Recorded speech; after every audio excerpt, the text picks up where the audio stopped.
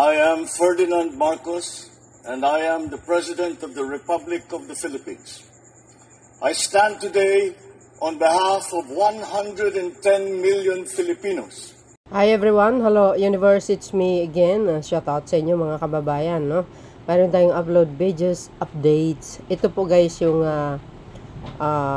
campaign, no? Rally ng Alyansa sa Pangasinan at nagkaroon po ng interview, no? At ang isa sa mga interview dito tungkol dito sa West Philippine Sea, ano ba dapat ang gagawin ng mga senador pag sila po ay nahalal? Ngayon, mapakinggan nyo dito mga kababayan, ano? Parang medyo kulang yata ang mga senadors natin, hindi natin alam kung saan ang iba. But anyway, maganda ito, pakinggan nyo. So yun guys, maraming salamat sa inyong watching. See you again on my next upload video. Para kompleto, detalyado, panoorin nyo po ito mga kababayan. Okay? Ako po si Eva Visperas ng Sunday Punch. Ang tanong ko po, maraming mangingisda mula sa Pangasinan ang umaaray dahil sa panggigipit ng mga barko ng China sa West Philippine Sea. Nawawalan sila ng hanap buhay at kinabukasan. Kung kayo po ay mahalal bilang senador, ano po ang konkretong tulong o aksyon na maibigay ninyo para matulungan silang makapagsimula muli at maprotektahan ang kanilang karapatan sa ating sariling karagatan? Maraming salamat. Maraming salamat. We are now open for your answers for our senatorial candidates. Senator Tol Tolentino. Siguro po, mahigpit natin ipapatupad yung Republic Act 12065, yung Archipelagic Sea Lanes Law, na maliwanag po kung saan dadaan yung mga malalaking barko galing sa ibang bansa, yung maliliit na bangka ay nasa labas. So, sa ganung paraan, may iwasan po yung banggaan. Yung pambubuli, alam ko po yung nangyari sa Villasis. Ako po ay nakipaglamay din po doon sa mga kababayan natin na nabangga ng isang malaking barko dito at nasa isang husgado pa ho ito sa Singapore para makakuha tayo ng claims. Ang kailangan po siguro dito ay patuloy na palakasin natin ang Coast Guard at ang BIFAR at idagdag ko pa ho dito yung PNP Maritime Police Command na sa ngayon ay medyo mahina. At gusto rin po natin mangyari na ipakita sa China na hindi katapusan naman yung kanilang ginagawa. Hindi naman po siguro kailangan na 57% lahat ng manggagaling sa West Philippine Sea ay mapupunta sa kanilang hapagkainan. Hindi naman po siguro karapat-dapat na yung yaman ng dagat natin, kabilang po siguro ang 5.4 billion barrels of oil sa West Philippine Sea ay naglalaway pa sila. Ito po ay pag-aari ng Pilipinas, makakatulong sa pagbaba ng kuryente natin at gasolina. At siguro dapat ipakita natin bilang isang bansa na nagkakaisa po tayo. Marami pong mga bagay na naungkat kami kahapon na hindi napakaganda at kanais-nais dahil may mga nalilinlang, nalalansi, naiiba yung pag-iisip dahil sa mindsetting na ginagawa ng People's Republic of China. Malawakan po ito. Nakita nyo naman yung nangyari nung nakaraang February 25, 2025, yung nahuli sa El Grande sa Subic, yung nahuli po maging sa Makati, sa San Antonio Village, yung mga espiya doon, yung nahuli po sa Palawan, yung Palawan 5. Lahat po ito ay magkakaugnay. Hindi lamang po doon sa tinanong mo, lahat po ito ay magkakaugnay, isang concerted effort to really undermine the democratic system and our way of life here in the Philippines. So, mahaba-haba po yung sagot ko dyan, pero yun lang po yung tugon ko. I-implement ng maayos yung Republic Act 12064. Baguhin po siguro yung ating mga batas patungkol doon sa pangingisda, lalong-lalo na doon sa lumabas na Supreme Court decision. At siguro dagdagan pa ng tulong ng pamahalaan ng BIFAR yung ating mga mangingisda. Noong 18th Congress, final ko yung bill declaring the Philippine Maritime Zones. No, na wag lang umasa sa UNCLOS, United Nations on the Law of the Sea. Pero nideklara natin yung sarili natin talagang maritime zones. Hindi namin napasa, pero pinasa ni Senator Tolentino in the 19th Congress. Pinirmahan ng Pangulo. I'm saying, oversight. That is the most important thing also that the senators should be doing. And congressmen, for that matter. Hindi lang mga bill na pinasa mo dati or bill na ipapasa mo. Tama. Or mga batas na ipapasa mo. Importante yung naipasa mo dati ay mag-oversight function ka ron. Tignan mo kung ini-execute ng tama. Katulad ng 10264, ng Philippine Maritime Zones Act. Yun ay dapat naming gawin at gagawin namin. Karoon kami ng overseeing yung kung paano pinapatok ng Executive Department yung mga batas na yun patungkol sa West Philippine Sea. Siguro madagdag ko yung kay Senator Tito Soto. Yung batas na yon, sa mga naungkat namin kahapon, kaya gusto ng China na manalo yung pro-China senatoriables. Ay gusto nilang ma-repeal yung batas na yun. Ala, kayo pala. Gusto nilang ma-repeal. Wala nang oversight nun kung repealed na yun. Hindi na ipapatupad. So tuloy-tuloy pa rin yung banta. Hindi lang pambubuli, kanila na yun. So maliwanag yun doon sa mga naungkat namin kahapon at ang nagsalita mismo nito ay ang National Security Council. Attorney Abalos. Pakinggan nyo na yun guys ha. Narinig nyo, Siguro huwag malinaw iboto sa ang lahat PDP laban ha. na ang team ng alyansa ay pro-Philippines. Importante ang sovereignty, ang soberenya ng Pilipinas. At malinaw sa bawat isa dito, maski nasa kwartong ito. But first things first, malaki sila, maliit tayo.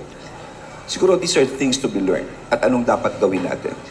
Unang-una, through the budget. No? Bigyan natin mas lalo ang itong mga Coast Guard natin, kita naman natin eh. From the oil spill na nangyari, talagang kulang na kulang. Sa mga Southern Seaboard natin, yung mga smuggling, talagang kulang. No? Kaya dapat ponduhan talaga natin ang gusto ito. This is for our own, not only about China. Pangalawa, meron kami, no, ako yung DILG, meron kami PNP Maritime. Buong Pilipinas po iyan. Siguro dahil maalo sa West Philippine Sea, dito na natin ibuhos ang resources. Kasi gasolina lang yan, napakamahal na yan eh. No? Tignan natin. No? At pangatlo, aside from this, yung sinasabi nating law of the sea, yung sea lanes na sinasabi ni Senator Tolentino at yung sinasabi ni Tito Soto, let's make sure that this will remain for the interest of our republic, of our people.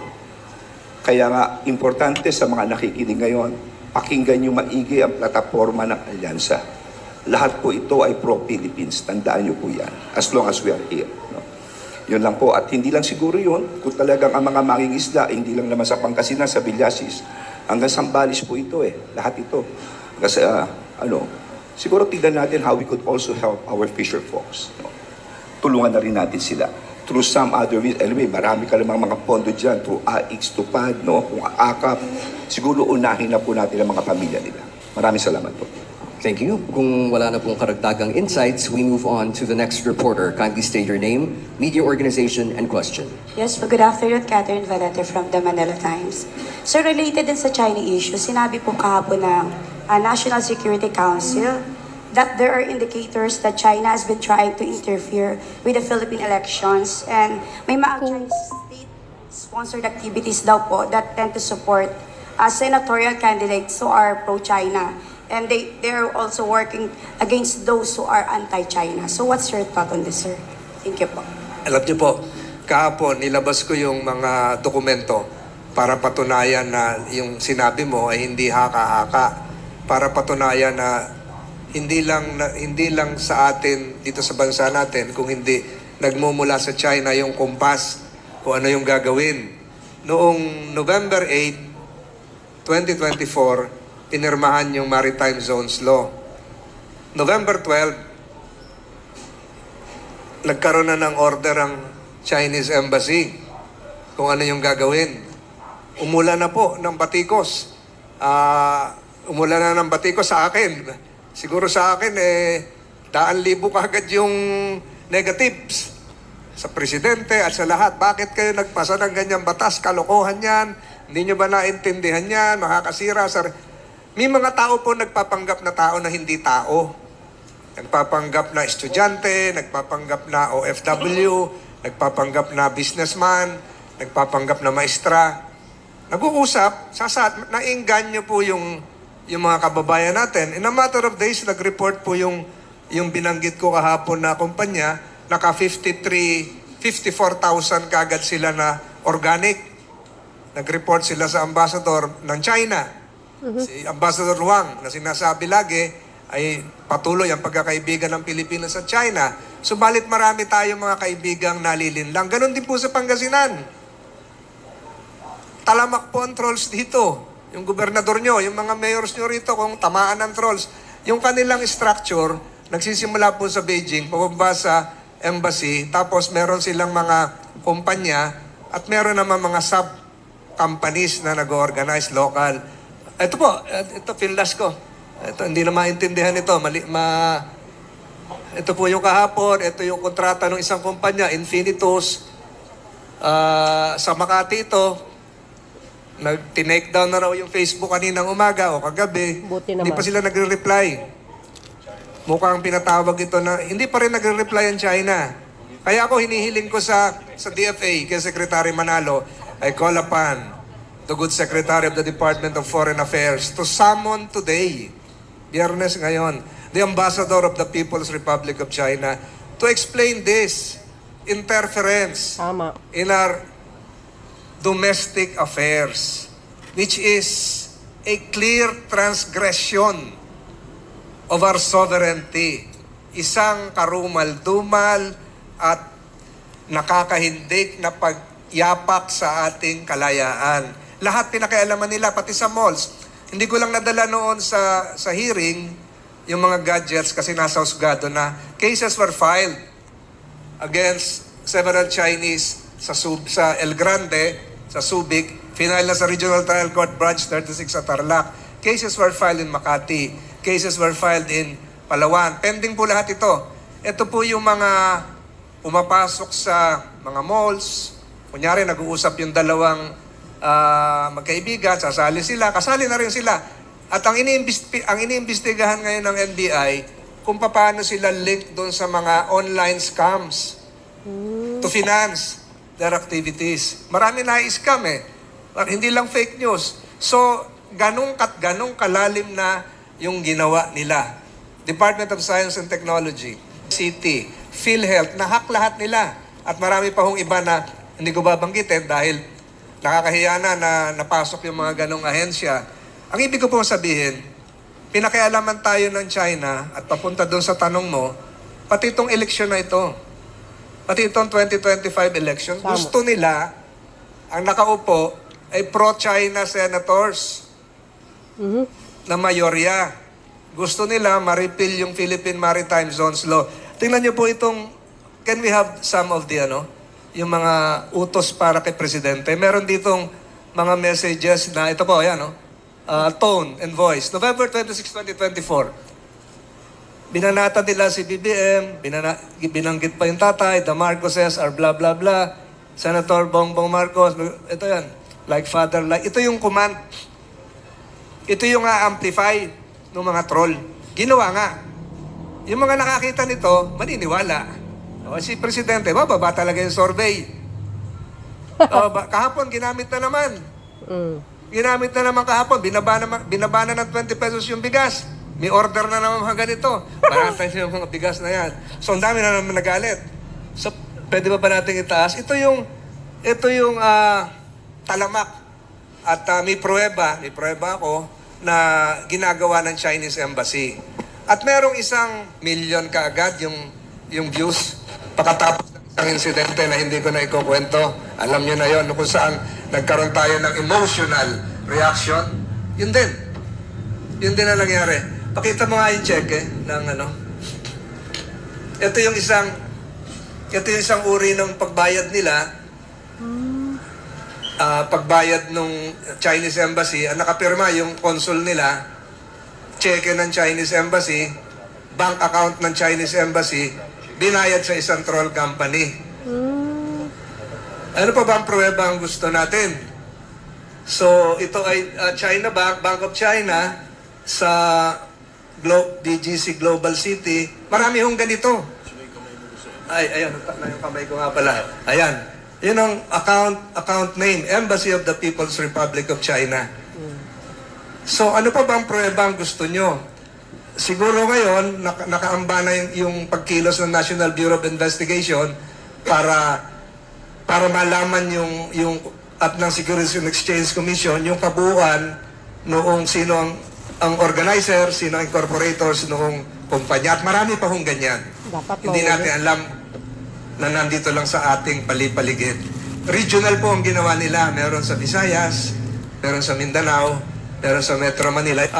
Corporation, hindi pa nagre-react pero tinake down na daw yung Facebook page.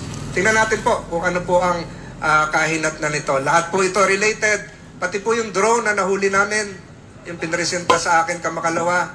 5 po yung drone na yon sa Ilocos Sur, sa Masbate, sa Initaw, Misamis Oriental, isa po sa San Pascual, Masbate nga, meron pang isa. Lahat po ito ay mga surveillance submarine vessels underwater na lumulutang lang pag magre-report sa China. Wow. Meron silang boya na naglulutang sila at nagtatransmit ng message. Nasa hawak na po ito ng Naval Intelligence Authorities natin at Fino-Forensics na. Maliwanag po ito, coordinated lahat. Maliwanag po ito, iisa ang nagkukumpas, iisa ang baston. Maliwanag po ito, iisa ang direksyon. Pahinain po ang Pilipinas. Thank you, Senator. Narinig nyo yun, guys, ha? It's actually scarier than we think, ano? Ito, election lang ito, ililipas ito eh. Let's look beyond this election, May 2012 election. If you recall, only last month, March 2025, may nahuli yung NBI with the Armed Forces of the Philippines, several Chinese and Filipinos na nag-iikot sa Malacanang, Camp Aguinaldo, US Embassy, and other installations. Nahuli ng mga equipment. And then before that, meron ding nahuli yung CIDG, yung PNP, yung IMSI Catcher, International Module Subscriber Identity Catcher, meaning cell site simulator. Ito yung nakaka-intercept ng mga messages sa mobile phones and other technical equipment. Chinese din ang nahuli dito, inimbestigan ng NBI. So if you look beyond all this, medyo masyadong malalim, no? Remember, meron tayong mga EDCA sites, particularly in northern Luzon area. 4 yata yung naandyan, no? And ang mga sightings ng mga Chinese vessels, yung big vessels with escorts, mostly sa northern Luzon.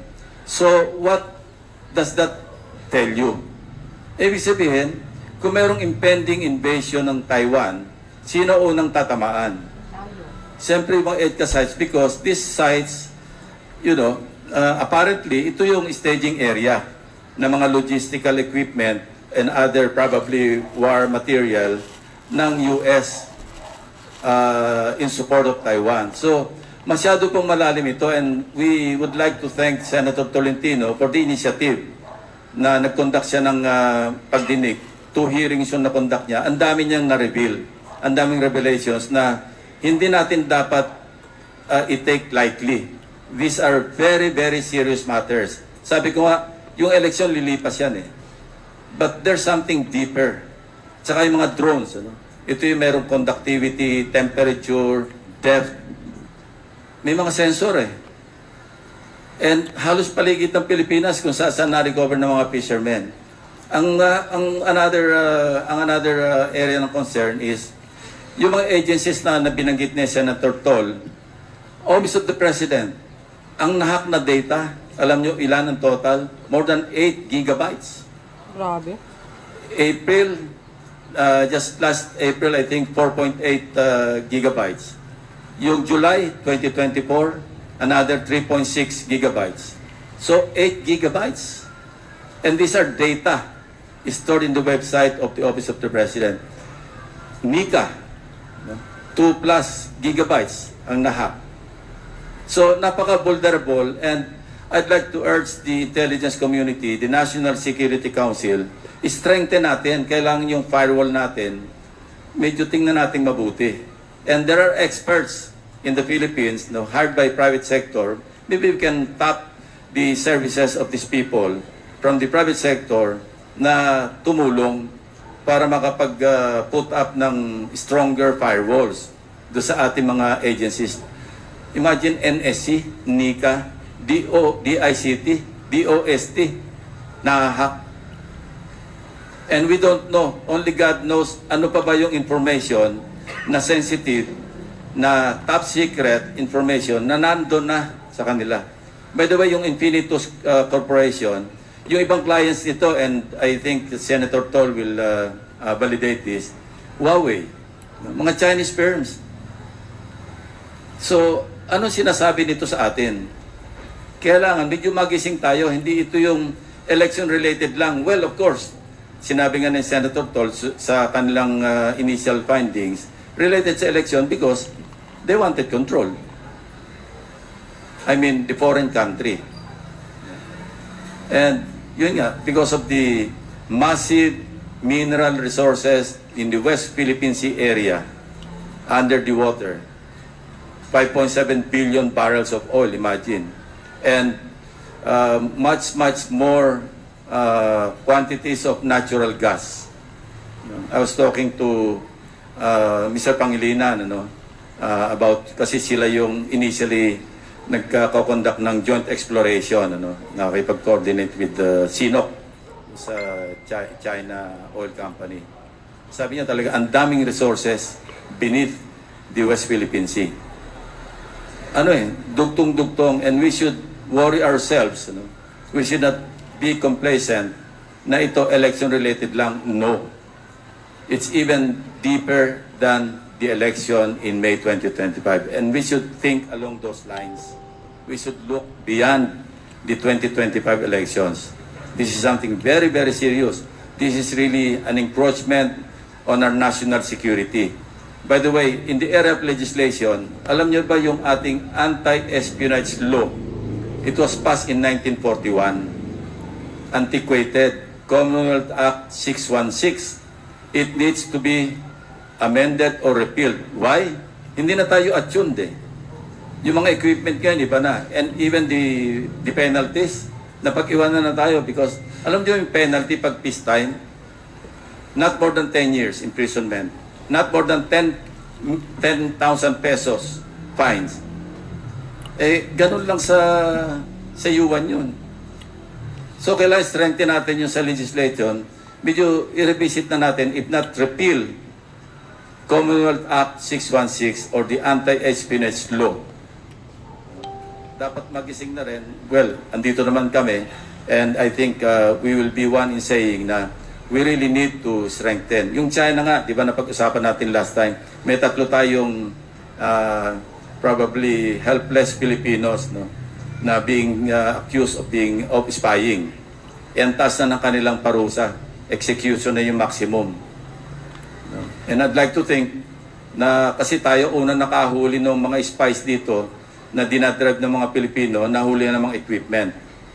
Well, the investigator in me would suggest na baka naman kaya hinuli 3 Pilipino pang prisoner swap do sa mga nahuli na natin. Meaning, medyo tingnan din natin yung mga nahuli ng NBI at saka ng armed forces. Baka very valuable personalities ng Chinese intelligence. So, yun lang. I think I've covered enough.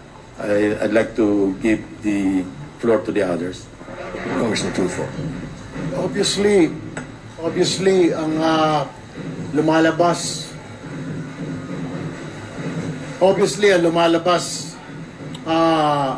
parang gusto ng China, Senate-controlled, Chinese-controlled Senate, Chinese-controlled House of Representatives. Kaya nasa kamay po ng tao, ng Pilipino, ng mga botante natin, sa inyo po.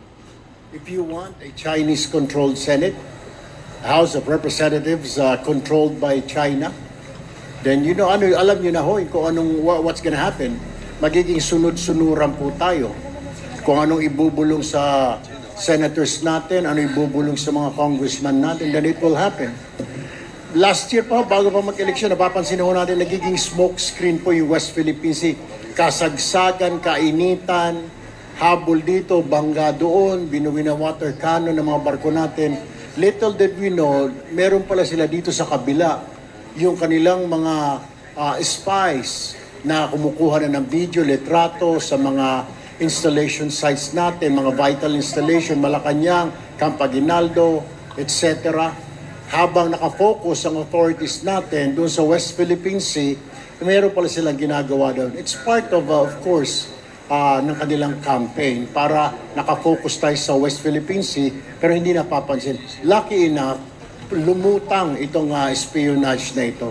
So talagang halatang halata na they really want to control this country, siguro pagkatapos nito sa Senate and then sa Congress. So it's up to us, it's up to our people kung gusto nating mangyari po ito na we have a Chinese-controlled Senate and House of Representatives controlled by China. Yun lang po. Thank you. Any more reactions from our senatorials? Okay, we move on to the next question. Please state your name, media organization, and question. Good afternoon, Masantos Siangaram. Ako po si Action Violi Valdez Ferrer, Hi Sir ng Action Radio. Masalamat po at napasyal kayo dito sa Pangasinan. So ang tanong ko po, ano po kayang pwedeng batas o programa na maaari nating isulong sa Senado na direkta pong mabibenepisyuhan ang mga Pangasinense, particular sa infrastructure, social services at iba po? Peterson. Kanina kausap namin si Mayor Belen, ano? Natuto kami sa kanya eh. Dahil, anyway, meron din kami sinuggest sa kanya kasi meron siyang scholarship program. I mean, the city government of Dagupan, maganda yung kanilang scholarship program. Hindi katulad nung tertiary, yung pre-tertiary education act na pinasa sa national level. Doon mataas yung standard, may entrance examination, qualifying exams. Dito pala, basta pumasa, at basta mahirap, kasama sa programa. Which is, I think, should be replicated sa national level. Kasi discriminatory. Alam nyo, pag malnourished yung bata, dahil mahirap ang magulang, medyo kulang yung mental capacity. So, paano papasa doon sa qualifying exam para pumasok sa mga SUCs ng libre? And then, as doon sa oversight, nabanggit din niya, personal experience dito, yung palang CHED, no? Pinagbabayad muna ng matrikula yung mga bata. Tapos nire-rebate. Minsan hindi raw nire-rebate. So, oversight ito ng Senado, ng Kongreso. Tingnan. Kasi every year, pinopondohan namin yung CHED para sa pre-tertiary education. So, pwede rin i-adapt sa national scene yung basta wag lang bumagsak, kasama ka na sa, para magkaroon ka ng qualification for employment. And that's a very good model being implemented by Mayor Belen ng Dagupan and the city government, which I think should be adapted do sa tertiary education. Pag bumagsak, di tanggal. No? And I suggested to her, wag naman tanggalin altogether. Baka naman may problema yung bata, hindi nakapag-aral, may inatinan na mas seryosong bagay, kaya lumagpak do sa pakunin uli ng parang examination para sa re-entry. Which she said, she's going to propose na i-amend yung ordinance in that regard. So maganda yung mga dialogue with the local government officials. Natututo kami, meron kami napupulot sa kanila na pwedeng i-apply sa national and vice versa. So yun ang isang pwedeng magawa para matulungan yung taga Pangasinan, taga Dagupan, in the field of education. Kasi education is also providing social services to our youth, di ba? Yung sa magsasaka naman, meron tayong Pre-Irrigation Act, no? Baka lang hindi alam ng mga magsasaka na wala nang bayad, wala nang irrigation fee. Tapos meron din tayong Student Fare Discount Act, meaning pag public transport, baka hindi napukuha ng mga estudyante na meron silang discount sa mga public transport. So, yun ang maganda kasi mapag-usapan between local and national kasi we learn from each other. Tito Sen, Attorney Abalos. Yes. Aside from that fact, isa sa mga dapat nating bantayan sa oversight nga yung paggamit ng budget eh. Kasi itong taon na to, Ang laki ng inalis sa education eh. Usang lupalop nilipat, di ba? Dapat yun, una, dapat hindi nangyayari. Kung nandito kami, hindi mangyayari yun eh. Anyway, kung God permitting, makabalik kami ron, yun isa sa mga babantayan natin. Yung CHED at saka DepEd, hindi dapat mabawasan budget yan. Yung CHED, kaya ako malungkot dahil nung Doktor Para sa Bayan na principal author ako, dapat yun 40 students every year ang matatanggap per SUC na merong medicine proper. Eh, yung budget daw, pang 24 students lang. For this year, pero nung nakaraan ng mga 4-5 taon, 40. So, yung mga ganun eh. And then, pagdating doon sa mga fisher folk, sa farmers, God permitting, I will file a bill making government buy 50% of the output of all farmers and fisher folk at their price. Doon na ilagay yung 50% sa mga traders at saka sa mga middlemen. Pero kung garantisadong binibigyan sila ng gobyerno, bibili ng gobyerno, ibebenta rin naman ng gobyerno yun eh. Kaya lang sa presyo ng farmer ang pagbili sa kanila. Di ba? Saka sa fisher folk. Hindi babaratin. Sa gobyerno naman, narinig ko na isang araw, may in-interview, parang pumapalag pa nga sila sa 20 pesos na bigas. Dapat matuwa sila, hindi nila dapat pintasan because mahusay din naman talaga yung bigas. Pangalawa, sabihin ganyan, 17 pesos per kilo daw, abono ng gobyerno, subsidy. Ngayon, so masama ba yun? Pera ng taong bayan din yun. Tama. Diba? Kakainin ng tao. Palagay mo na, may sinasabi sila, 4 billion ata a year. 4 billion a year. That's a drop in the bucket. Doon sa napo 4 barrel eh. Di ba? O hindi papunta sa taong bayan, kakainin ng taong bayan, kaysa sa ibubulsa ni Kulapo. Di ba?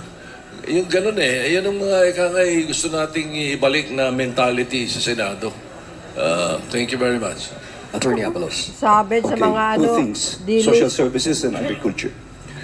Isa sa pinakamalaking problema ng bansa natin na talagang kinakaharap ay ang kabataan natin, ang stunting. Ano yung stunting? Ang hindi tamang pagkain ng nutritious food, apektado hindi lamang ang height, pati ang utak ng bata. Kalukatin dito, halos damage na ang brain ng bata. Year 2000, ang stunted is 1 out of 3 Filipino children. Ngayon, 2025, 1 out of 4 Filipino children are stunted. You could just imagine anong future na ating kinabukasan. 20 years ago, nung ako'y mayor ng Mandaluyong, kulerat kami sa Metro Manila. Inalagaan namin, we launched then the Millennium Baby Project. Buntis pa lang inalagaan na namin. Ilista namin lahat ng buntis, pinakain namin ng tama, we promoted breastfeeding, paglabas ng bata, nakatutok pa rin kami. Binigyan namin ng tama pagkain ng mga nanay. And every month, bawat barangay health worker nutrition, binibigyan namin ito. At pinaka-crucial dito, tandaan nyo ito. From that time, kakain na ng solid food ang bata. Kasi yung iba sa atin, pinapakain am. Ano yung am? Tubig na may bigas. So, anong nangyayari dito sa mga bata? Dun, yung first 1,000 days, dun na-damage ang utak nila. At that time, kailan pumapasok ang gobyerno? Pagdating dito sa mga barangay mga barangay schools, binibigyan ng mga pero it's already too late. The damage has been done. So if ever ang babaguhin ko rito, what happened to Mandaluyong? Nag-number 1 kami sa Metro, naging number 1 kami in nutrition in the whole country. We calibrated that with our educational system, and you know what happened? Nag-number 1 kami sa National Achievement Test. Meaning, it's not all about educational system. The most important thing is the material, the brain of the children. Tama po. Nutrition. No? So, kung anong gagawin ko rito, tututukan ko po yan. I will make sure from the time na pinanganak, lahat ang programang ito'y nakatutok. Kung may pondo LGU, so be it. Maraming mga pondo LGU. Kung wala, you could make use of the SWD or you could make use of the Department of Health para mabigyan na sapat na tutok ang mga batang ito. Because stunting is a very serious problem that will be the future of our country. Yung mga batang ito, we must invest in this. Pangalawa, agriculture. Tamo po sila, Pangasinan is agricultural also. Ang bigas, nasabi na po ito, we will file for the amendment of the rice tariffication law. Tama. Bakit? Sapagkat ang rice tariffication ng araw with NFA, pwede lamang siyang bumili ng bigas at pwede siya magbenta kaagad. Tinanggal yung kapangyarihang magbenta. Only on 2 instances, spoilage at kung may rice emergency.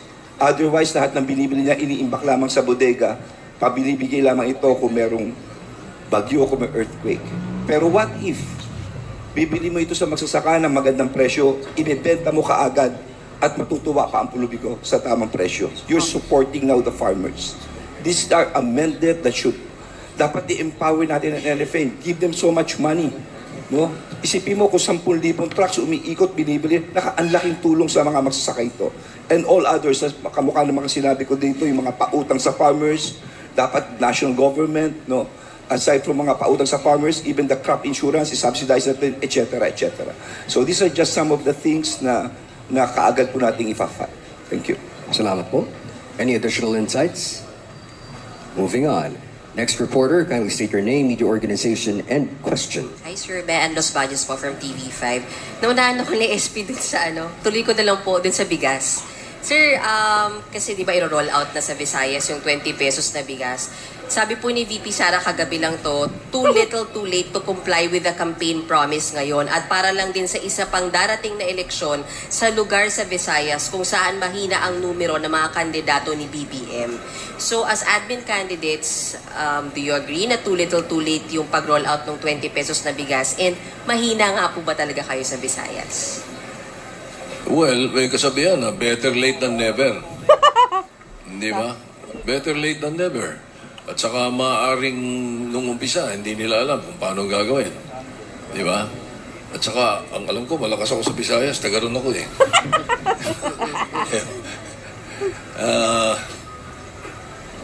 As I said kanina, no, sa subsidy raw, gobyerno daw magbabayad.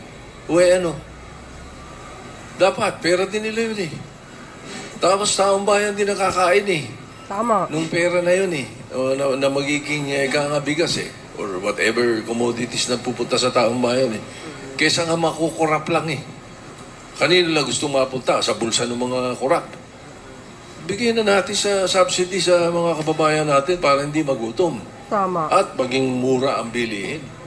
Ganun ang mentality ko. Suspicious daw po kasi dahil malapit sa election yung pag-roll out ng 20 pesos na bigas. Ganun talaga eh. Whatever timing it is, kahit na last year pa yun, sasabihin niya rin, konektado sa election. Ganun talaga.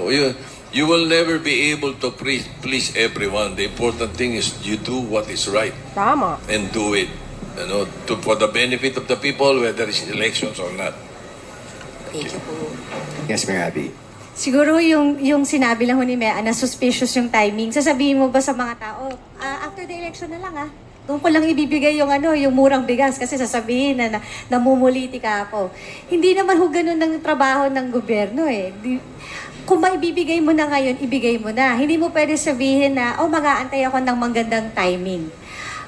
I don't agree when we say it's too late because the president has only been, this is a mid-year, it's only been 3 years. So kumbaga sa accomplishment ngayon na meron na siyang nagawa in the first 3 years of his administration. You also have to remember na ang daming problema that are beyond the control of the president when it comes to inflation, when it comes to cost of electricity, when it comes to the cost of gas and diesel, which are really beyond his control. And that is the reason why government has to step in with the subsidy. Hindi naman ho kayang bilhin yung bigas sa farmer kasi kung bibilin po yan ng 16 pesos, luging-lugi po yung farmer. Tama.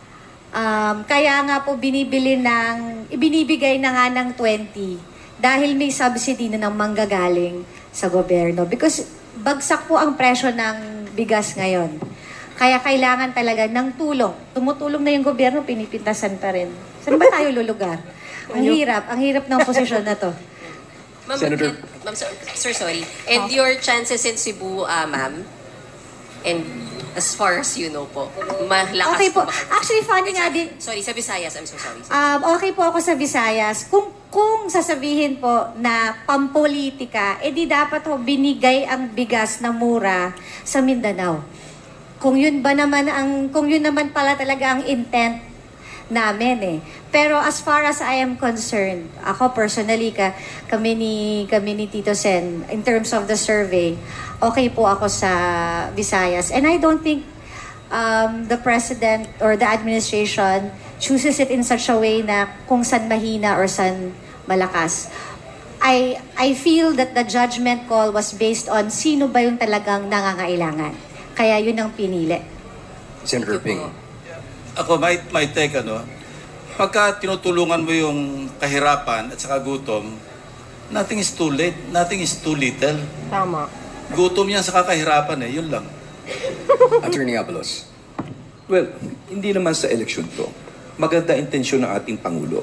At alam nyo lahat ito, matagal niya mithiing gawin 20 to.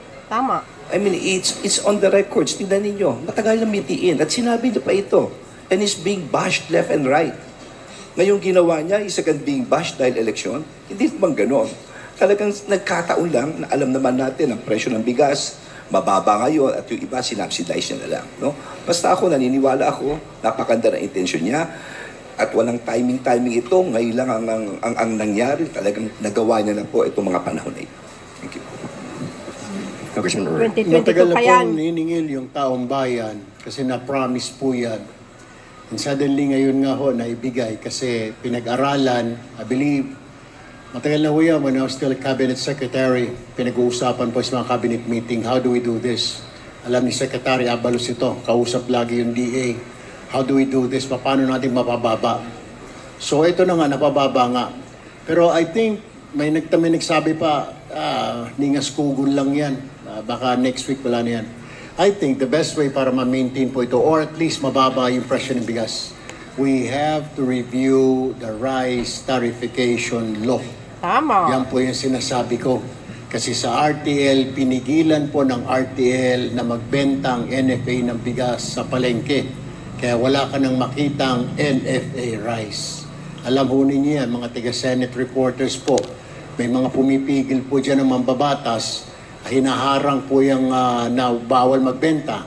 Nagbenta nga, sabi, babaho na raw. E paano hindi babaho? Kasi 2 months pa, doon sa RTL law, bibili nga yung NFA pang-imbak lang, pang-emergency buffer. Tapos, syempre, after 2 months, di na maganda yung bigas. Tsaka ibibenta kasi sa mabulok. Pero pag alisin mo yan, i-review mo yan sa RTL, bumili yung farmer na bigas, i-dispose niya sa mga kababayan natin, immediately after, wala akong may problema. Hindi mangangamoy yan, hindi walang kulay yan. Parang before, when you were young, when you were in grade school, may NFA rice, papunta sa palengke. Ngayon wala ho eh. Puro mga rice traders ho yun, yung mga benta ho ng mga rice traders po yun. Tapos, kung may RTL ho tayo, hindi po mababarat ang mga farmers. Tama po yung sinasabi kanina na sa farm gate, kung ano yung presyong gusto mo, di sige, bibili ng gobyerno. Tapos ibubenta ng gobyerno ng mura ng NFA. Sasabihin, lugi ang gobyerno. So what?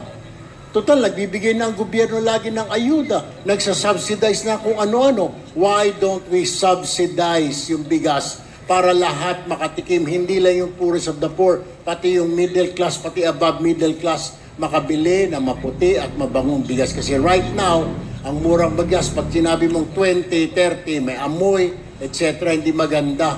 Kaya nga, gawin natin yung subsidy para sa poorest of the poor, ibigay lahat dyan sa NFA para makabili sila bigas, and then yung NFA, ibenta yung bigas immediately after they purchase the mga farm gate para may murang bigas lagi. And that's how you sustain cheap rice. Unfortunately, yung RTL na yan, since na umupo ako sa Congress last year, kontra na ako dyan. Ang problema, binabago namin sa Congress, kinukuting-ting, hinaharang sa Senado. Yan lang po. Salamat po. Thank you. Thank you po. Next question.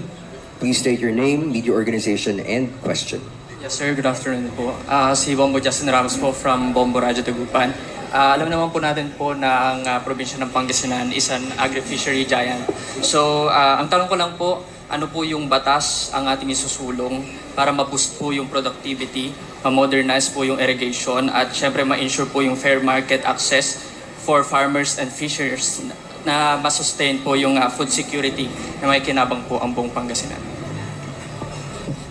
Well, kanina nabanggit ko nga yung una, yung hindi subsidy yun, kundi dapat makapag-establish ang tayo. Through the law, we'll try to incorporate it. Yung as a proposal ko pa lang, draft pa lang ngayon eh. At wala pa tayo sa Senado. Pero my proposal nga is for government, para magawa yung sinasabi kong bibili ng 50% lahat ng output ng mga fisher folk ang tinatanong mo, tatayo tayo ng FTI sa lahat ng probinsya, sa bawat probinsya, para mabili yon. At kailangan may funding yon, na yung funding naman nun, rolling din, dahil ibibenta naman yung binibili. Hindi naman yun, hindi naman yun tapon or subsidy, hindi No, so that's one. Then, of course, kailangan din the usual infrastructure. Kailangan din may additional funding na imbis na kung saan mapupunta, yung mga unused funds na dati na pinopropose ni Senator Lacson, yung BRAVE, Budget Reform Advocacy for Village Empowerment, mailagay sa bawat probinsya na may funding for agriculture, for livelihood, for infrastructure. Pagka ganun, bawat probinsya, 82 yan. Kayang-kaya talaga at kayang gawin yung mga ganung mga bagay. Any additional insights? Yes, Congressman Erwin. I agree. Kailangan talagang bigyan ho ng pondo. Right now, meron po tayong mga funding sa agriculture. Pero kailangan hong kahit na anong funding, ilang bilyon ang ilagay mo dyan, kung pinasukan ng corruption yan, it has to stop. Sana po sa 20th Congress, it has to stop. And the feeling ko naman matitigil yan. Senator P? Yun lang po. Because kahit anong funding yan, lahat lagi mo na pondo, fisheries, agriculture, etc., education, health, kung may corruption, wala hong mangyayari. I mean, we're not going forward. Kailangan matuldukan na rin yung corruption. Somebody has to check somebody na, pondo ng taong bayan, stop, di ba?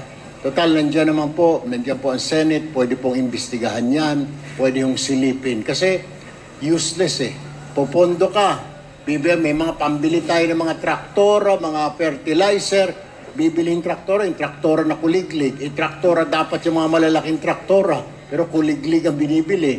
Bibili ng mga fertilizer, pero mga anong klase, mga ipot na manok, dapat yung mga imported na fertilizer ang kailangan. See? That's the difference. Kung may corruption, yung funding, hindi talaga na ibibigay, pati yung mga kalsada natin, mga flood control natin, everything. We have to stop this para talagang masiguro na yung pondo na binibigay ng Congress and Senate na pupunta sa tama. Yun lang po. Attorney Abalos. Yes, aside from agriculture, yung aquaculture. Ang Dagupan is well known for its bangus. Ang family ko is into aquaculture for the last 50 years.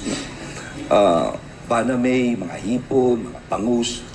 At maganda sa Pilipinas dahil temperate ang ating tubig. Hindi masyado malamig, hindi mainit. Pero sad to say na pag-iiwanan tayo sa research. Marami ko sa site ng mga ASEAN countries na pinag-iiwanan tayo.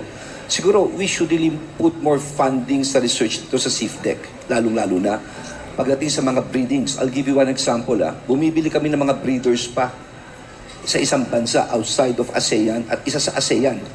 At yung mga feeds nanggagaling pa dun sa bansang yun.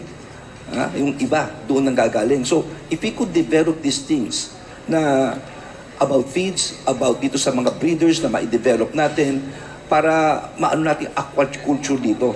Importante sa lahat yun. And then, let's take stock. Hindi lamang dito sa Dagupan, hindi lamang sa Luzon, Zambales, hanggang dyan sa Visayas, sa Negros, madami po dyan, no? Dahil nga maganda ang tubig natin. We should really invest here dahil aside from agriculture, aquaculture at pinakita na po ito dito sa Dagupan. Thank you. Salamat. Yes, Senator Tolentino. Idagdag ko lang siguro doon sa mga naunang katanungan kanina. Nagbigay sa akin ng pag-aaral na since 2021, 2022, ang China talagang nire-restrict yung export nila ng DAP. Alam niyo yung DAP? diammonium phosphate. Ito yung abono ginagamit ng ating magsasaka magugulay sa Pilipinas. Hinigpitan ng 47% na lang, bumagsak, tapos minahalan pa. Ang ibig sabihin po niyan, yung abonong ginagamit ng ating magsasaka ay very restrictive, hindi makabili, kulang. Ang resulta niyan, tataas po yung kanilang production cost, kulang yung kanilang fertilizer. Ang resulta niyan, magiging mahal yung gulay. Ang resulta niyan, ay mag-i-import tayo ng gulay sa China. Ganun po ang nangyari dyan. Kaya, konektado na rin sa ginagawa nila na hindi tayo nakakuha ng abono, yung ating magsasaka ay hindi nagkakaroon ng magandang produksyon. At ang nagiging resulta, yung mga traders natin, pipilitan yung ating pamahalaan na mag-import na ng gulay sa kanila. Kaya makikita nyo, pati litsugas imported, hindi sapat yung nanggagaling sa La Trinidad, sa Benguet.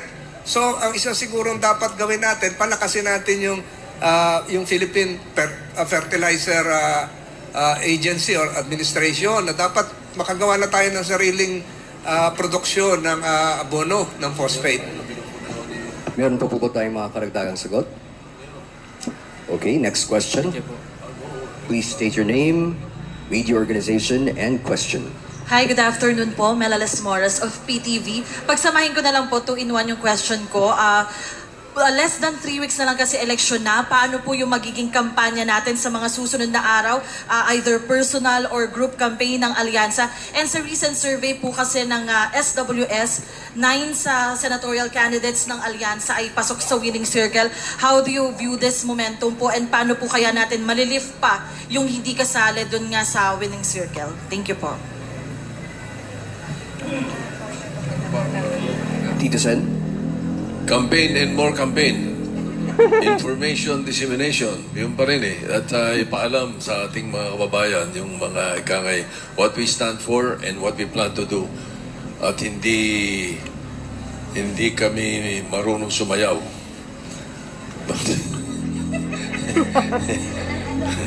Pagdating sa gawa ng batas, doon kami magaling. Para sa ating mga kababayan. Magaling din kami gumastos ng pera ng taong bayan. Sa tama. Ginagastos namin para sa taong bayan. Ako nga, ang plano ko nga 6 na taon, hindi ko kukunin sweldo ko Ibibigay ko sa mga mahihirap na estudyante para sa pag-aaral nila. Kaya, kampanya pa kami ng kampanya. Sabi ko nga kay Senator Tolentino, pag nalaman ng mga kababayan natin yung investigasyon na nauungkat niya at malabas na talagang magiging agrabyado yung bansa natin pag hindi tayo alert. Abay, kailangan natin si Senator Tolentino doon. Kasama si Senator Abalos at kami lahat na narito ngayon. So, hopefully, madagdagan pa yung nakikita mo na maaaring kami manalo sa May 12. Thank you. Tama. Maraming salamat dito, Sen, at sa aking mga kasama dito. Sa tagal ng kampanya, parang pamilya na kami. Ramdam mo yung dalahan ng grupo at nakakatuwa, nakakatago sa puso itong ginagawa. Eto lang, bakit kami nangangampanya? Dahil para malaman ang gagawa, ang magiging senador ay ang uukit ng direksyon ng ating bansa. Gagawa ng batas, gagawa ng pulisiya, at mag-iimbestiga. Tignan nyo ang nagawa na, tignan nyo ang plataforma, kaya parating present kami sa ganito para mas lalo yung makilala. No? So yun lang, tama si Tito Sen, campaign, more awareness. Importante po yun. Maraming salamat Tito Sen at sa mga kasama ko rito. Thank you. Basically, last 3 weeks, that's what we're doing right now, every day. Kung hindi man ang alyansa, kanya-kanyang lakad namin, kagaya sa yesterday, the other day, sa Pampanga, nagtungo doon. May mga kasama kami, magkasama-sama ho kami. And then I was asked na paano ka makatulong. And I said, siguro kailangan mag-focus kami doon sa mga kasamahan namin lagging behind. Kasi if you really look at it, may mga experience yung tao I will not mention anymore, pero alam niyo naman kung sino ho yun. Yung isa ho, he's fighting against China. Di po ba? Pag nawala naman sayang, who will be the voice of the Senate against China.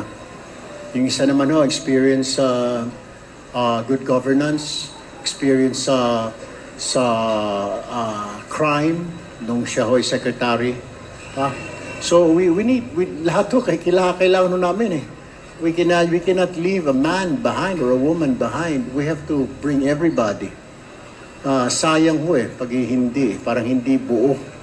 Kailangan namin bitbitin lahat, hindi lang po yung aming mga sarili. But especially, ako, when I go out, when I campaign by myself, I always carry those two candidates who are lagging behind because they're important to me.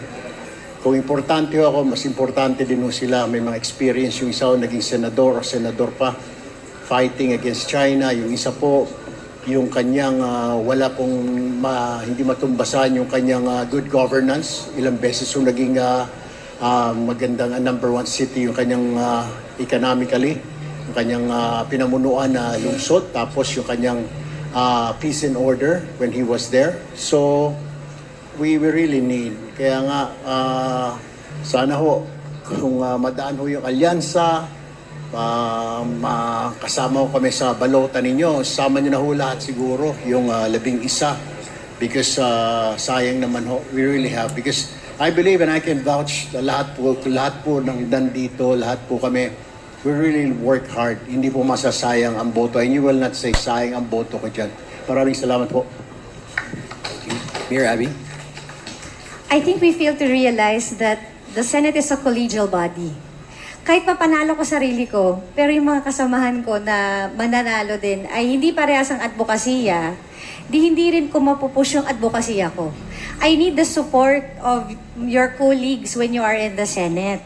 So hindi ho po pwede na ang kampanya ay ako lang. Kailangan ho ikakampanya lahat. Dahil anong mangyayari sa'yo kung ikaw lang ang nanalo sa Senado at hindi mo kakampi yung mga kasama mo, wala hong lahat ho ng campaign promise mo, hindi mo magagawa.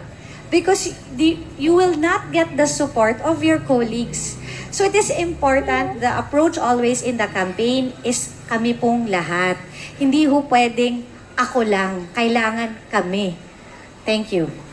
Thank you. Huwag si Villar, Senator guys. Ping. Sa akin lang, silang dalawa nga, pag-uusapan na natin, sila yung pinaka-qualified eh.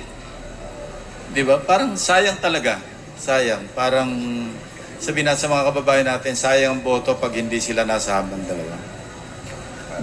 Thank you. Additional comments? Reactions? Guys, ayaw ko kay Villar. Okay. Senator Tolentino? Wala na po. Alright. Ayan na po ang ating huling katanungan. Wala yung And iba.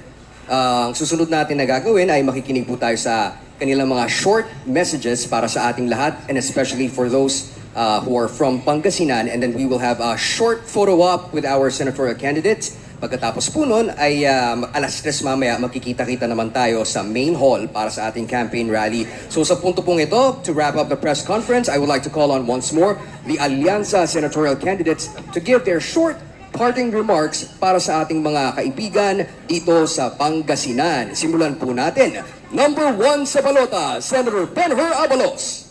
Well, maraming salamat Alianza para sa pagpunla.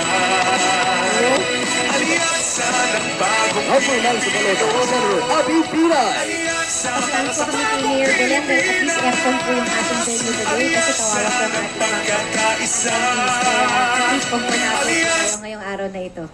Number 33 sa balota, Senator Ping Lacson. Hindi narinig yung I'd like to echo that. Napakagandang pagkakataon na makadaop ang palad ng mga kababayan sa hindi napakainit na init ng araw. So maraming salamat, Mayor, na yung ating venue medyo maginawa para sa ating magiging future employers, kumbaga. Kasi yung election, alam nyo, parang job application yan eh. So, yung mga employers nasa initan, mabuti nandiyan sa aircon. Number 59 sa balota, Senator Tito Soto. We rely on our track record, para sa, lalo na dito sa Pangasinan, our experience, our track record, kami lahat, itong buong lineup ng, on a personal note sa akin, isa sa mga ginawa kong unang lungsod is Urdaneta. Dati municipality yun eh. Ginawa kong city yun nung 9th Congress. Hindi pa kayo pinapanganak. Lalo na itong katabi ko, hindi pa pinapanganak si B9. Ginawa akong City Urdaneta. So, ako naman hindi naniningil, nagpapaalala lang ako. Thank you. Number 61 sa balota, Senator Francis Tolentino. Salamat po kay Mayor Belen na nag-iimbita na rin sa Bangus Festival. Mainit na yon sa labas. At sa mga congressman nakikinig sa labas, na pumasok dito si Congressman Mark Coangco. Nakita ko nakasilip dyan si Congressman Christopher Sitop, nandyan kanina. Nandyan din siguro sa likod si Congressman Marlene Agabas, si Congressman Estrella, sino pa ba ang congressman? Si Congressman Gico, at lahat ng mga mayors nandyan nata sa likod. So maraming salamat po sa lahat ng pumunta rito at magandang hapon. Diyos tiagnin na po. Number 63 sa balota, Senator Erwin Tulfo. Nais ko lang po pasalamatan si Mayor Belen dito po sa very wonderful na venue natin, parang hotel ho eh. Pangalawa ho, doon po sa mga botante natin, I am asking your help. Kung iboboto nyo po si Erwin Tulfo, 1, 2, 3, doesn't matter anymore. Please, pakisama nyo na lang po si Benhur Abalos and si Senator Tolentino. We need their help. Magagaling po eh. Kung sino-sino isaksak natin dyan na wala naman hong alam, mahirap naman ho. Baka sabihin nyo, sayang ang boto dito sa dalawa. I will vouch for you na hindi po masasayang ang boto. I promise. Maraming salamat po. Pwede mag-react. Salamat Sige po. kay Senator Erwin. Matagal ko na kaibigan to eh. Nakalimutan ko palang banggitin si Congresswoman Rachel. Baka magtampo. Thank you. So yun mga kababayan, narinig nyo ang kanilang mga mga magandang hangarin para sa ating bansa. Sabi ko nga, kailangan po natin silang iboto, no? Malaki pong maitutulong ito sa ating mahal na Pangulong Marcos Jr. Sa mga sinasabi nila kanina, malaking po yan, malaking tulong sa atin, no? So bigyan natin sila ng pagkakataon. Tama nga yung sinabi ni Congressman Erwin Tulfo na wag natin iiboto yung walang kumbaga walang pangarap sa ating bayan, kundi ang loyalty nila sa isang tao lamang, no? So nakakalungkot yung sinabi ni Senator Tolentino tungkol dito sa mga farm trolls ng China, na kung saan mga kababayan nababayaran yung iba nating mga kababayan. So kailangan natin iupo yung talagang solid maka-Pilipino mga kababayan. Kailangan po natin sila na iboto talaga para sa kapakanan po ng ating bansa. Sa totoo lang, no? Kung makapasok man ng mga maraming maka-pro-China na senators, delikado po yun. Totoo yun, yung sinabi ni Senator Tolentino. So kailangan po natin ang alyansa, no? Kung mayroon kayo man ipapalit, palitan nyo na lang mga kababayan na alam natin na makukonvict si Sara Duterte, yung talagang senator na alam po natin na ibubuto niya si Sara Duterte para for conviction, no? Dahil alam po natin mga ito, sigurado po yan, ibubuto nila for impeachment si Sara Duterte. Kaya so yun mga kababayan, kayo na po ang bahalang humusga, no? At pumili sa tamang kandidato. Thank you for watching. See you in my next upload video. Bye bye bye and babus. Ayan, shout out sa mga taga Pangasinan, Dagupan. See you again. God bless Philippines.